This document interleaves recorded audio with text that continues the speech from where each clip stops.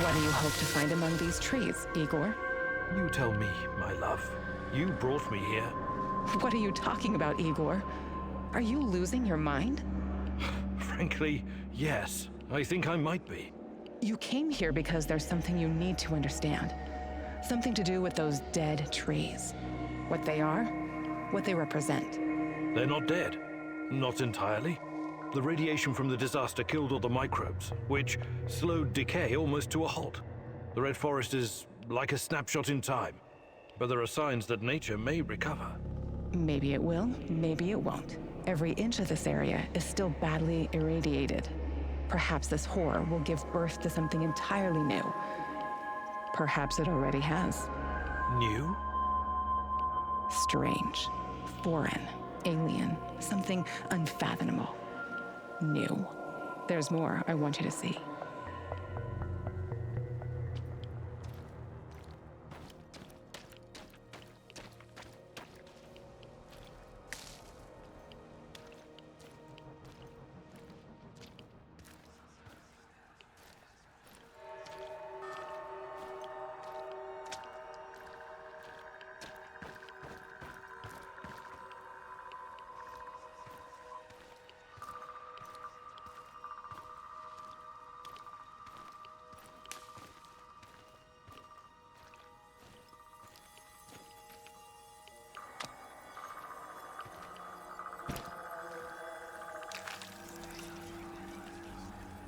The claw, the most irradiated piece of machinery in the zone. This might also be the most radioactive place in the zone, apart from the reactor core. I know. It was used to remove the graphite from the roof of reactor number 3. 20,000 Röntgen per hour. Touching it with one's bare hands would practically be suicide. So the liquidators had to use machinery or robots whenever they could. Both terrifying and fascinating, isn't it? Almost as if someone had accidentally opened a door to the inside of some dark, twisted star, oozing power that should have been left untouched. Where do you get these ideas from, Tanya? Probably all those science fiction books you used to read. Nuclear fission is just a method of producing energy.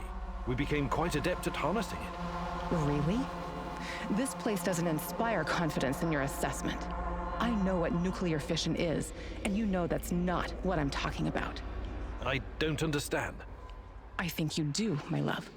You said it yourself once. It's us, humankind. Are we truly ready to bear such a responsibility? We're like a bunch of chimpanzees trying to launch a rocket into space. What if the radioactivity is just the beginning?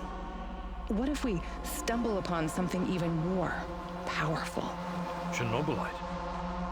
We need someone to guide us, someone more significant than all of us. Someone or something.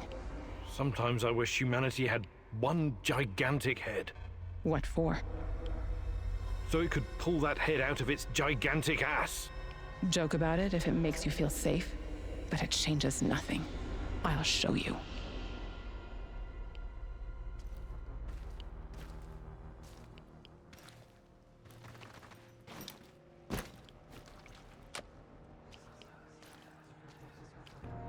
Watch your step, Tanya. Don't worry, my love. I'll be fine. Like when you fell out of that tree you were climbing. You almost gave me a heart attack. I was trying to give you an apple, remember? Try a low-hanging fruit next time. Low-hanging fruits are not my thing, Igor.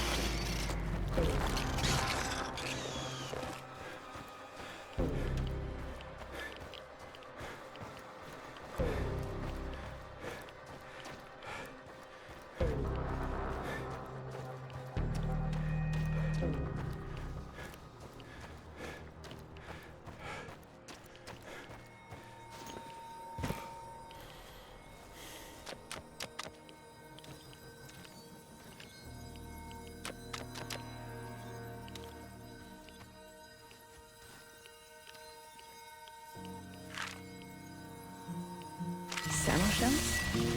What do you know about them? Well, when the Chernobyl reactor blew apart and the radionuclides started spreading, the authorities created an exclusion zone encompassing a 30-kilometer radius around the power plant. The people living in that area were evacuated. Eventually, first the Pripyat dwellers, then the other nearby hamlets: Kopachi, Yaniv, Poliska, Tarasi, Severivka, Vilcha, Opachichi, Andriivka, and many more. They were forced to leave, had to abandon their lives and their belongings. Their animals were shot, but some people refused to leave, didn't they? Or resettled later in secret. But why? Why would they do something so irrational, Igor? They were sentimental, I guess. They must not have been thinking clearly. You're the only one thinking clearly, aren't you, Igor? Always trying to reason your way out of every predicament. But people are different. They act on emotions, hopes, and fears. Illusions. Look who's talking. A mad scientist conversing with an imaginary woman. You think you know these people, but you don't. What do you know about this place? Its history? Do you have any idea what the folks living here went through? The Russian Civil War, forced collectivization, the Great Patriotic War, Nazi occupation, persecution by the NKVD. History wasn't kind to this place. I know. They suffered and lost so much, but they buried their dead and kept on going in spite of everything. This has been their place on Earth for generations. Do you think a bit of radioactivity would scare them away? People don't change that quickly, Igor. Maybe they don't want to, or maybe they just can't. Not many of them are left today. This place is dying. When the last of the Samos shells passes away, it will be the end. What about you, my love? Will you embrace change if our fate depends on it?